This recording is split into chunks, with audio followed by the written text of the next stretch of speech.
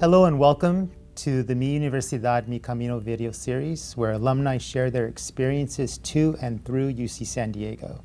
Today we'll be talking to Darlene Lopez. Darlene is the founder of her own startup business, Evoke Creative, whose mission is to bring Latin culture forth. Before creating her own company, Darlene led Latin music business for TikTok and oversaw the development of the Latin music strategy for Apple Music. Welcome, Darlene. So we always like to start off with getting to know our guest a little bit better. If you wouldn't mind sharing, like, where did you grow up, where is your family from, and what was the general attitude regarding higher education in your home? So I'm from San Diego, grew up here. My mom actually lives right on the border now, and my parents are from Peru. So we're pretty far from Peru, and there's a few of us here in the San Diego area, but I grew up in a lot of the Mexican culture, a lot of like the Latin culture in Southern California, and then I went to the Pro school, and that kind of started my whole relationship with the UC system in La Jolla, which is a little different sometimes when you think about, I grew up in Southeast San Diego, but I spent most of my time in La Jolla and, going to the shore, working here, even in college, I was like still working in the area. So UCC's been a big part of my life for most of it, Yeah, so maybe you can share a little bit more about how you found yourself at the Pro school. So going back to the first question, so my mom and my dad were both educated in Peru. My dad was working as an accountant for the government, and my mom was a law student when they both left because of the communist threat. So they left in '81, and they were always kind of big about education. Both my sister and I were pushed to like go to college, get a career. And my mom kind of really poured into me as a kid. So she challenged me a lot. I had to go to school at La Jolla Elementary for 5th grade. It was a kind of a program that they started to bus students and diversify their student body. So I was kind of used to being a little bit of the minority from a really early age. One of my teachers in 5th grade, she was part of a teachers forum. And they were, I think, advertising or not really promoting it, but sharing more about the Pro school and its mission. It was still really, really new. And she found this on a forum, and she suggested that I apply, and she thought I would be a really great fit for it. So I had a teacher that like really poured into me to apply, and my mom thought it was a great idea.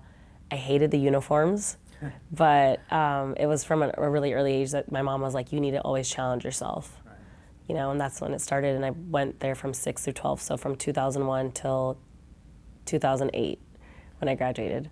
So you were part of UC San Diego's college preparatory school, which is Prois, and you also were an undergraduate at UC San Diego. So how did you come to choose UC San Diego? Was that a logical choice because you went to Prois or something else? I think it was a little bit of both. So UCSD was the best school I got into when I applied. And at first I was a little bit hesitant about staying because I was like, well, I was part of the system. I don't know, I want something new. And I spoke to my, my government and politics AP professor at Prois, and I was telling her, I'm like, I'm between this school and another school, and she's like, UCC so much better. She's like, you won't regret it, you should totally go. She's also an alumni of UCSD.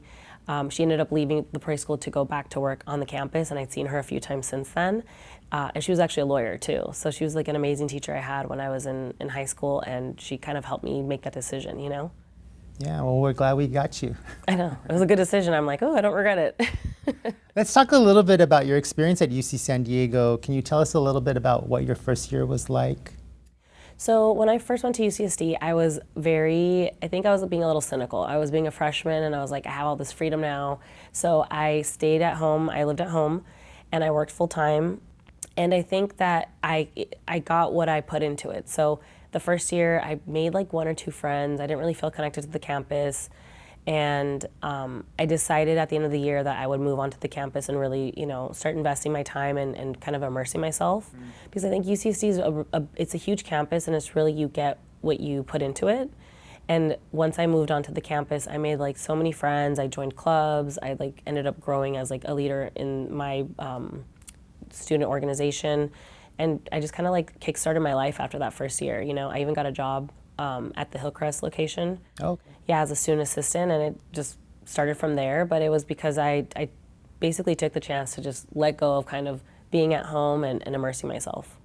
Yeah, and that's a really important point because we know that sense of belonging and having community at any higher education institution is really key to student success. So you mentioned some student org. What was the student org that you found yourself leading and being part of? So Hermanas Unidas, the UCSD, it's a Latina-focused sisterhood, not a Greek organization. They're based in California. It's throughout the state. There's about 16 or 17 chapters. And so they were being founded when I was, I think, like a sophomore. So my roommates ended up being some of the founding members. And they were like, you should come. And, you know, I was like, I think I was like 20, almost 21 at the time. And I'm like, oh, what am I going to do with my life? And, you know, going through like a breakup or something. I don't even remember. But they're like, just come to the meetings. And they had a partnership with a women's center that they could use the space Wednesdays at like 7 o'clock to 9 o'clock to just hold that space for general body meetings and like platicas and just really cool stuff that we could do. And it just started from there. And so after the first year, I ran for treasurer, and then I became the co-chair. And then when I graduated, I was the alumni advisor for 2 years. So it's kind of like you're always in its orbit, and it just ties you back to the campus. And are you still in contact with some of your original Hermanas Unidas friends? I am. So we actually held an alumni brunch like a month ago, and I just got to talk to some of the girls. One of our members, who's a little bit younger, who reached out to me to join the org when she was a freshman, just had her wedding, and she's like this adult now, and it's like super cool to see that. So I went to her wedding, and one of the hermanas that's part of the national board, she was my lender when I bought my home. Oh, wow. So we really help each other. That's nice. That's great. And I want our young scholars to hear that you can create a community and that form lifelong friendships that, you know, follow you after you graduate. Yeah, I definitely feel like with Hermanas, the reward, obviously the on-campus life was great, having a community, having the fundraising events on Library Walk, being able to do events, go to the club events that they have, support each other. That was fun when I was in college. But afterwards, the Alumni Association and that network is really important, you know, because you have actual impact. You know, like I was able to hire someone on to be my lender, and that's like, you know, a Latina woman who's like has her own business, and it's like providing her with a resource, and also being, you know, she was super helpful for me understanding property taxes, and I refer a lot of people to her, and she gets them financially ready, you know, to buy a home. And then I've also been able to connect other people with like taxes, and, you know, just having that fortune of an alumni association once you're an adult and learning to adult together, I think was really helpful for me. It's nice to have a network. So you got to do life together, you know? Exactly. Well, this is, of course, the Mi Camino series, and so we're really interested in hearing about your camino, how you came to, you know, create Evoke Creative. And so what was your pathway to starting your own company? That's a great question. So both of my parents are small business owners. I kind of joke around with my family that it's like this Peruvian thing about not wanting to have a boss. Okay. And so you're like, you always want to be your own boss. So my parents were both small business owners. My mom is still a small business owner. My dad's retired, but still dabbles here and there with some investing in Peru. And I always knew that I wanted to have something for myself one day. But when I ended up interning at Apple Music as a grad student in LA, one of the more senior people that I spoke with, he told me, make this your plan B, always have your plan A for yourself. And I think Steve Jobs is quoted saying that if you don't build your own dreams, you'll get paid to build someone else's. So I had that in the back of my mind, and I thought maybe in like 10 years I'll start my own business, I'll be ready, I'll have this huge like reputation or network or something. But at the top of this year, I was working at TikTok, and I was getting approached by different partners and different labels about helping them. And I felt like what I was doing at the company wasn't impacting the artists and the music and the culture, quite frankly, as much as I could do outside of it. You know, having that institutional knowledge and how to use these platforms and like the resources, right? And just synthesizing and contextualizing tech platforms for like Latin communities, which is, it seems really easy if you think about Instagram or Facebook, but it's pretty hard when you think about the language barrier and then access to resources and information. So that's where it kind of started, where I was like, you know what, I think it's time to file for an LLC, you know, and just kind of work that. And so towards the middle of the year, there were so many changes with the company and just changes with how the industry's going that I decided to just do it full steam, you know, just not get my ankles wet, go in and you know, be an independent business owner. Right. Mm-hmm. So how's that been for you? Surprisingly, sometimes I feel really quiet and I'm like, oh, like I still have like that phantom pain of like emails and all that. But then other times it's like, shoot, if I don't do all of this, like it's not going to happen. So it's wearing many hats, and it's also learning how I work now.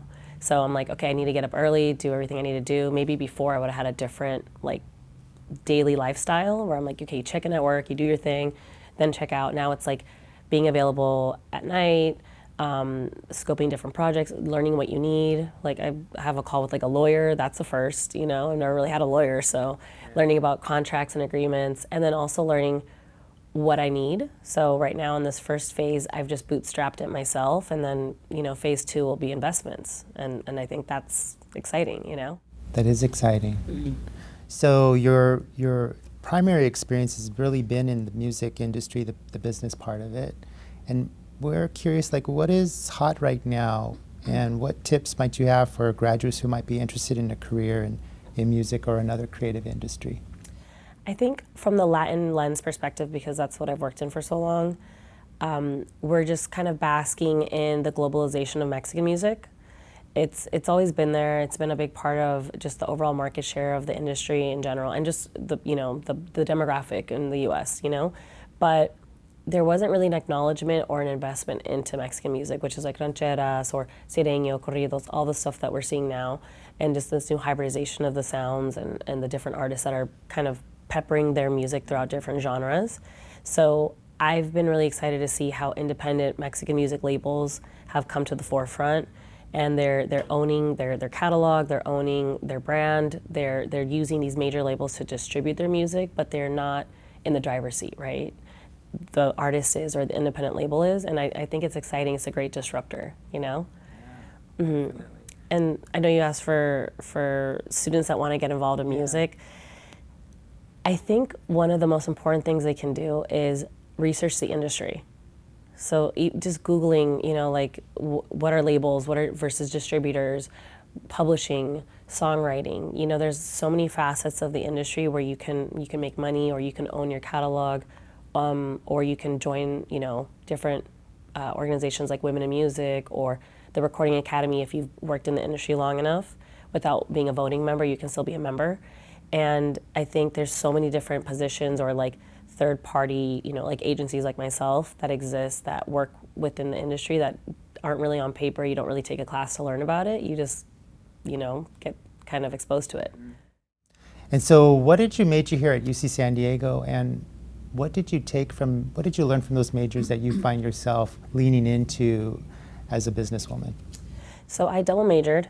My first major was political science, and my second major was religion, which I took my 4th and 5th year of college. So I originally thought I wanted to be a lawyer, and I kind of still tinker with that idea a little bit. I'm like, maybe I should go back to go to law school. But the biggest thing, and I actually was thinking about this the other day, that I learned in my poli-sci track was setting the agenda. So the person who sets the agenda really has the power. And that's been really, I think, institutional in understanding how, you know, down to business meetings, all the way to getting time with somebody. When you are pushing forth your agenda, you're really like able to move things forward and make a change. So that's been something that I think about a lot when I think about business and negotiations. Very nice. And did you take anything from your religious studies? You know what's crazy is there was a lot of classes I took on film in religion, and it changed the way I watch movies now. So they're not so scary anymore, and I watch a lot of scary movies. Oh, wow, okay. But Latinos over-index in scary movies. We love watching scary movies, yeah. Right. Well, this Latino doesn't. I don't know why we like being scared, but. I like to stay away from scary movies. Yeah. So what advice might you give people who are thinking about coming to UC San Diego? What advice might you give them? I would say fully immerse yourself and leave no stone unturned. You know, there's resources out there, there's scholarships, there's, you know, I look back and I'm like, oh, why didn't I meet with that professor? Why didn't I reach out? Why didn't I like get up early and do this like 8 a.m. session I wanted to do? I don't feel like I pushed myself enough. I mean, I'm saying that and I'm like, had a career and I'm like wanting to go to law school now. But when I was younger, I just feel like I could have fully just, plucked the apple off the tree and like bitten into it really hard, if that makes sense. Like I should have studied abroad more. I should have I studied abroad in Spain, and I think that also helped me understand flamenco music, and I did it with John Moore, who's part of the linguistics. I hope he's still around. He's still around. Oh, amazing. Okay, I need to thank him for like just his program was amazing. But I think that if you fully immerse yourself and just submit to like the program and the campus and meeting friends and just staying open-minded, you just have this amazing experience, My regret is not diversifying more. I hung out with a lot of the Latino students and I'm like, I should have made friends with like the Panhellenic, IFC community, and I should have done this, and I should have like joined art club and, just, I don't know, learned Mandarin, I don't know, just enjoyed it more, know? Yeah, just doing more overall. Doing more, yeah. And immersing yourself more. So you mentioned John Moore, who is now the Dean of our undergraduate education.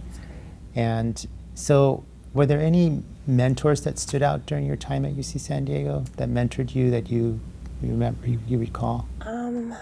Let's see, I think, so two of the professors in the religion department, Diana Caleres, is she still around? I don't know.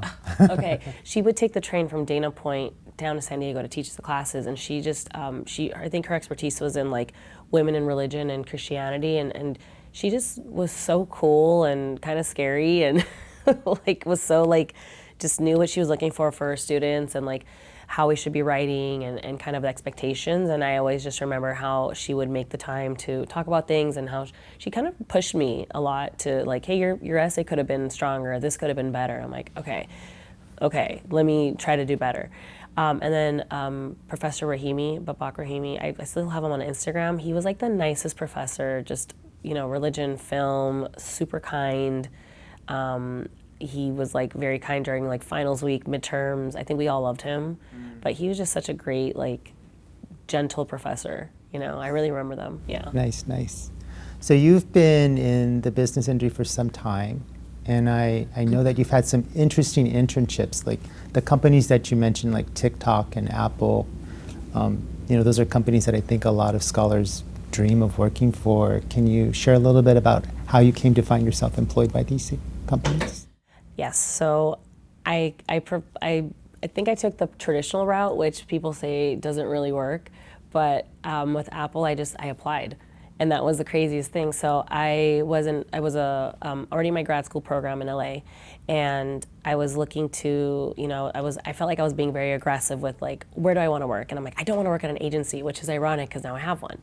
But I was like, I want to work in-house, and I want to work for a big brand, and I want to see what that's like to work on their marketing or PR team. So I kind of had a vision of like where I want to see myself, and try it out. Okay, this isn't for me. Try this out. It isn't for me. I tried out a corporate communications internship with the Los Angeles Rams, and I was like, this is so cool. I was like on the field during game day, but then I realized that wasn't the area that I really felt passionate about. And it's also there's very few Latino people or Latinx folks in general in like the NFL.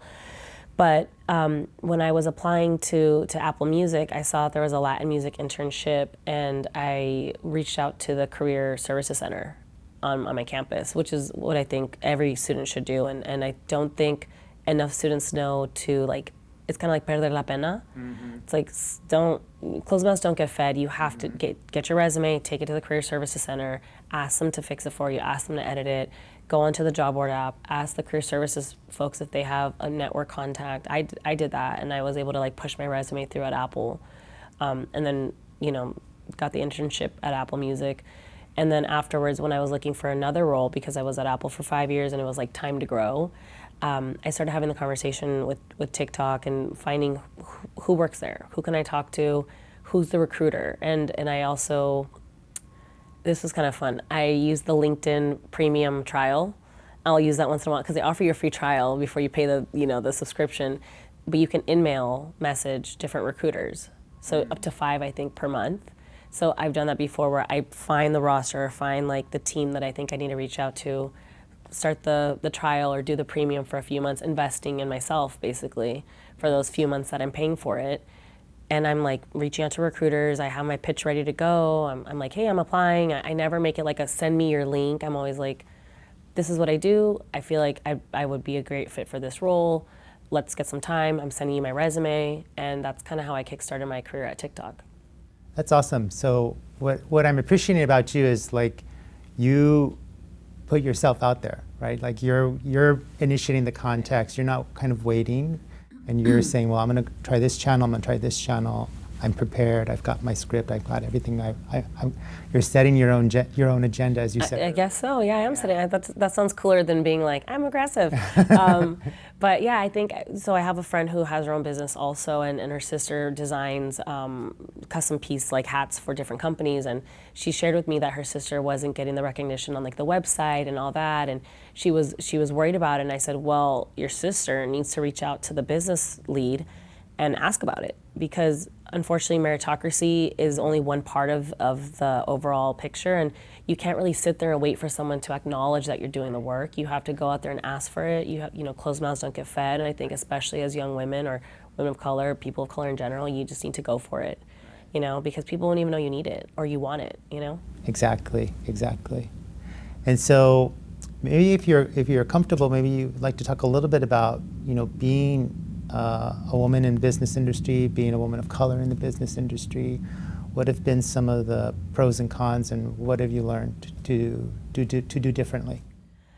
That's great. That's a great question. So where I'm at right now and kind of where I'm seeing like the business, so because I've worked for really big companies before, you're kind of insulated by that brand and how people treat you in certain industries. If you have this big, flagship like Apple or TikTok or Spotify, Amazon behind you, there's more access. People kind of treat you differently, and so I have always kind of had the privilege of being respected when I've worked with different team members around the world. I've worked with companies or labels out of like Colombia and Puerto Rico, Spain, and there is sometimes a bit of a kind of a minimizing when I've worked with some like Spanish counterparts, where it's kind of like, oh, this person's younger, oh, this person doesn't know, and it's like, well, no, this is actually my culture and this is me. But it didn't really happen too much until I am now independent, and you can kind of see like how the framework changes a bit. So I had one like platform, a tech platform that's up and coming, and they hired my agency to consult for them, and then they were like, hey, we're out of budget, we can't really keep this up. I'm like, no, that's totally fine. But then their CEO approached my network and offered them equity in their company, and I was like, I thought you couldn't afford a consultant, but you're offering my contact equity. So I got mad about it, and I was like, this is because I'm a woman. And I was like, and then I thought about it, I'm like, well, this is business. So I asked them for some time, and I just had a straight conversation. I just said, hey, like, I have feedback for you on your platform. I have feedback for you on this program. Also, I know that you're offering equity to someone in my network that I brought to you. I want you to understand that, I don't know if you know how this came off, but is this how you do business? So I can make sure that I keep my network close-knit. And it was a receptive conversation. I think he acknowledged that, he has those biases also, and he needs to change that. And I told him, as a Latino in the C-suite, I'm rooting for you, but I want to make sure I'm able to do business with you. And it just takes out the emotion out of it, and it kind of just leaves it with them, and they're a little bit surprised, and then they send you a contract to offer you equity. Yeah, nice. So you're reclaiming power, and you're building your dream, right? Not somebody else's dream. True, and setting the standard for how they're going to work with you. Right. There is a part of me that was a little bit like, I did feel a little triggered, because I'm like, oh, you thought I was just another assistant, another Latin female assistant that's going to just connect you with the men in the room, and then you guys are going to have the conversation. That may happen this one time, but I will not bring you resources again if that's the case. Yeah. Yeah. And I'm so glad you're here, because I hope the young Latinas who are listening to this are being inspired by a powerful mujer who's like, this is not okay, let's have a conversation, right? I mean, it's like you learn something new every day. I'm like, okay, I did that, and I didn't get mad. So that's great. And just to wrap up, is there anything you'd like to share about your company, before we sign off with our listeners today? Yeah, so I think the thing with Evoke Creative Agency and just the overall vision was really to bring Latinos or Latin culture forth, and that's why Evoke was really the word, because I thought it means comes to mind or, brings forth. And so when I think about where we stand in this digital age and how the demographics in the U.S. are changing, Latinos we hit 19% of the population, we're almost at a fifth. And we have a $3.2 trillion spending power. I would love to see what it looks like when we understand the worth that we have and the value and the voice that we have to really impact trends. And so my goal is to really just kind of shake the table a bit, do a little disruption. I think they refer to the Latin community as a sleeping giant. And I would love to empower people to really vote with their dollars and allow us to set the trends more often than being, kind of swept up in the trends that may not be designed for us. I think a big thing for me is the beauty standard and how, young girls and women will really contort themselves to fit into that standard and that mold. And I'm like, $3.2 trillion spending power, we don't have to buy Skims. We don't have to buy shapewear. We don't have to fit in. We can just be as we are and spend the money on the products that make sense for us. And so that's really my goal, to empower people, especially Latinos, to vote with what works best for you. Don't try to contort yourself to fit in. Nice. Last question.